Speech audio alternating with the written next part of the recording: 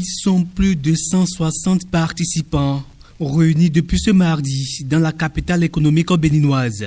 Objectif: renforcer les capacités des parties prenantes autour des enjeux de sécurité électorale, de prévention des violences et de sauvegarde de l'intégrité du vote.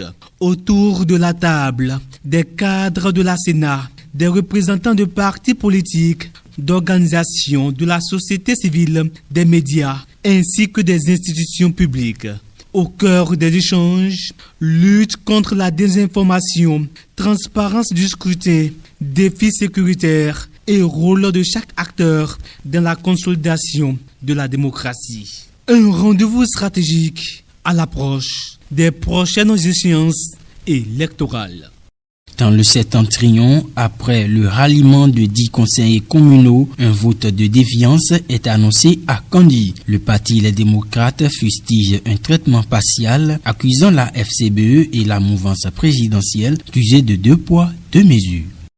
À Kandy, le climat politique se durcit. Après le ralliement de plusieurs conseillers communaux au parti Les Démocrates, la mouvance présidentielle et ses alliés de la FCBE annoncent un vote de défiance pour les destituer de leur poste, selon le récent communiqué de presse du parti LD. Les démocrates dénoncent une démocratie à 2 vitesses. Selon eux, lorsqu'un élu quitte la FCBE pour rejoindre l'UPR ou le bloc républicain, aucune sanction n'est prise. Mais quand il s'agit de rallier leur parti, les mesures de destitution se déclenchent aussitôt. Pour les démocrates de Boniaï, cette attitude traduit l'acquaintance grandissante de la FCBE avec les partis de la mouvance présidentielle. Le parti appelle ses militants à rester mobilisés quoi qu'il arrive. Au-delà de Kandy, les démocrates évoquent une vague d'adhésion dans plusieurs communes du pays, signe que le rapport de force évolue à l'approche des élections de 2026.